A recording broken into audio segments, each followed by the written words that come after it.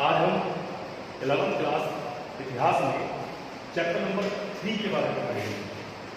Lesson number 3, इसमें हम बात करेंगे 3 महाद्वीपों में फैला साम्राज्य। चैप्टर का नाम है, और इसको अगर हम शॉर्टकट में बात करें तो चैप्टर हमारा कहलाता है रोमन साम्राज्य, रोमन एम्पायर के बारे में। खास बात यह है कि ये रोमन एम्पायर एक समय में ऐसा शासन था जिसने दुनिया की 5% आबादी पर अपना शासन किया।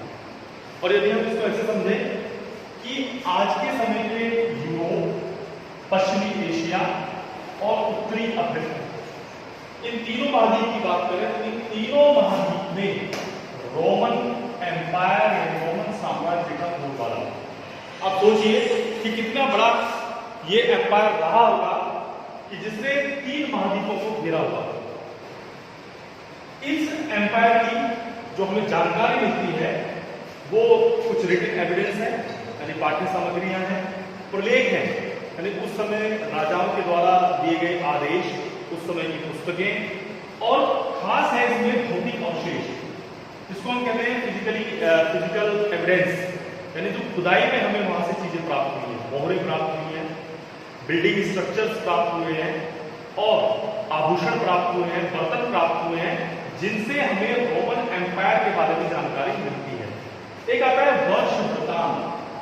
इसको आप ऐसे समझ लीजिए जैसे आप अपनी पर्सनल डायरी बनाते हैं, वैसे ही रोमन एम्पायर के जो सम्राट थे वो क्या क्या काम कर रहे हैं, उनको वर्ष भर और वर्षवार उनकी सबकी एक लिस्टिंग की जाती थी। वो भी जानकारी का स्रोत है रोमन साम्राज्य के बारे में। बात आती है एम्पायर कब रहा, तो यहाँ 509 आप देख रहे हैं 509 ईसा पूर्व से लेकर और 27 ईसा पूर्व तक ये साम्राज्य रहा है। इसके जो शुरू का काल है 509 ईसा पूर्व, इसको गणराज्य कहा गया। गणराज्य गणराज्य होता है जनता का शासन, जहां पर लोग अपने प्रतिनिधि चुनते हैं। जैसे आज के समय में जो हम सरकार का चुनाव करते हैं वो गणतंत्र ही कहलाता है, और उसमें राजा ना केवल अपने पिता के द्वारा प्राप्त शासन को करता है, बल्कि लोगों के द्वारा चुना जाता है। लेकिन 27 ईसा पूर्व, और अगर हम आज से बात करें, आज चल रहा है 2020, इसको अगर हम जोड़ लें तो लगभग 2047 वर्ष पूर्व रोमन एम्पायर में राजशाही आई।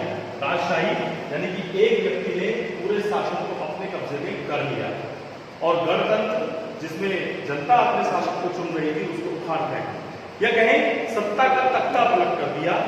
और यह काम किया था सम्राट अगस्टस ने। अगस्टस प्रथम सम्राट भी कहलाता है रोमन एम्पायर। यहां बच्चों हम बात कर रहे हैं रोमन एम्पायर की, कहां था, कब था, किसके द्वारा इसकी शुरुआत की गई। अभी हम बेसिक चीज पढ़ रहे हैं कि ये चैप्टर के अंदर रोमन साम्राज्य की शुरुआत कैसे होती है। एक मैंने यहां पर लिखा है कि राज्य को लोग कहते थे प्रिंसिपेट। प्रिंसिपेट राज्य के लिए 1 नंबर पूछ भी लिया जाता है क्वेश्चन में कि प्रिंसिपेट का क्या अर्थ है। तो प्रिंसिपेट जैसे हम इंग्लिश में स्टेट कहते हैं, प्रोविंस कहते हैं, वैसे ही रोमन एम्पायर के जो एम्परर थे, सम्राट थे, वो अपने राज्य को प्रिंसिपेट कहते थे।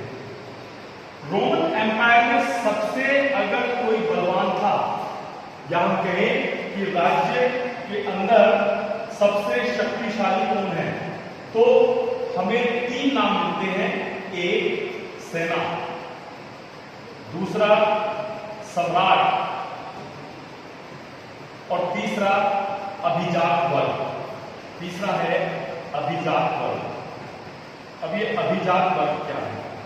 अभिजात याद रखना देखा, 3 खिलाड़ी, सम्राट, अभिजात वर्ग और सेना, यानी कि ये 3 सबसे पावरफुल थे जो सम्राट को बना भी सकते थे और सम्राट से राजशाही छीन भी सकते थे।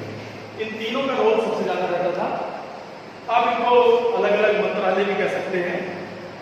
अब आगे हम चलते हैं कि रोमन साम्राज्य में उन्होंने जो शासन किया वो कैसा रहा।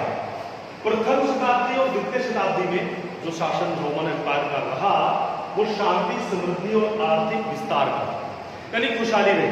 प्रारंभिक शासकों ने अपनी जनता के सुख सुविधा के लिए कार्य किए, इसलिए हम कहते हैं शांति, समृद्धि और आर्थिक विकास का समय रहा।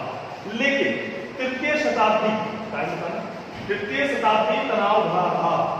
तनाव भरा का मतलब क्या हुआ कि इस तृतीय शताब्दी में रोमन एम्पायर में झगड़े बढ़ने लगे, यानी विखंडन होने लगा। यहां अब हम बात करने जा रहे हैं कि रोमन एम्पायर ने दुनिया को क्या दिया, यानी दुनिया से ने क्या सीखा रोमन एम्पायर से। बहुत सारी चीज, जैसे आप देखते हैं आपके घरों में टाइल लगी हुई है। टाइल का सबसे पहले जो प्रयोग किया गया वो रोमन एम्पायर ने किया गया। आप देखते हैं कि एक पहाड़ी है, पहाड़ी कटी हुई है और उसके बीच से सड़क जा रही है। इस प्रकार के जो डाट बनाए गए, डाट जिनको डाट कहा जाता है, यानी पहाड़ी को कटिंग करके बीच में रास्ता, इसके बाद उसकी अप्लाई मकान बनाने के लिए भी किया गया। तो इसको ये भी रोमन एम्पायर की ही देन है। रोमन एम्पायर के बहुत सारे सिक्के, बहुत सारे बर्तन हमें भारत में भी प्राप्त होते हैं, जो ये बताता है कि भारत के संबंध रोमन एम्पायर से रहे होंगे, व्यापारिक संबंध रहे होंगे, सांस्कृतिक संबंध रहे होंगे। यहाँ रोमन एम्पायर में अगर हम पूछें कि इसकी कैपिटल कहाँ थी या रोमन एम्पायर का केंद्र कहाँ था, तो आज के समय में आपने एक देश का नाम सुना होगा, इटली। इटली के सेंटर में था इस रोमन एम्पायर, यानी कि सारी सत्ता रोमन एम्पायर की इन तीनों महाद्वीप में, यूरोप में, पश्चिमी एशिया में और उत्तरी अफ्रीका में, इन तीनों महाद्वीप में सत्ता जो चलती थी उसका सेंटर था इटली। क्योंकि रोमन एम्पायर के जो एम्परर थे, सम्राट थे, उन्होंने इटली को अपनी राजधानी बनाया, यानी इटली का प्राचीन नाम रोम भी है। आगे हम बात करेंगे रोमन एम्पायर के शासकों के बारे में, उनकी उपलब्धियों के बारे में। Thank you very much, have a nice day.